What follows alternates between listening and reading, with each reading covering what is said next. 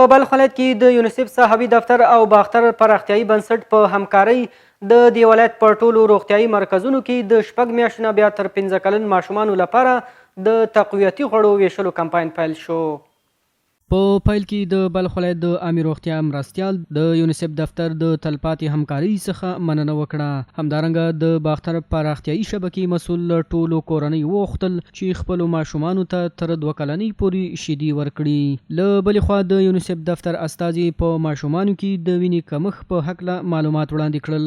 زیاته کړه دغه مواد د ماشومانو د تقویې لپاره ویشل کیږي چې په نړۍ کې پیژندل شوي. له بلې خوا د باختر پراختیایي شبکې مسؤل د رضاکارانو ډلې څخه وغوښتل چې دغه تقویتي پودر په ښه ډول ماشومانو کورنۍ ته وویشي. این کمپاین در برگرنده 260,000 طفل واجد شرایطی که اطفال بین 6 ماه تا 59 ماه هست در ولایت بلخ، تمام اطفال برای مدت 2 ماه پودرهای تقویتی یا میکرونیوترینت ها برشان توزیع میشه. همدارنګه یو شمېر کورنیو مرستندویو بنسټونو د مرستې څخه هرکلی وکړ چې د ماشومانو روغتیا په برخه کې ورسره پوره همکاري وکړه.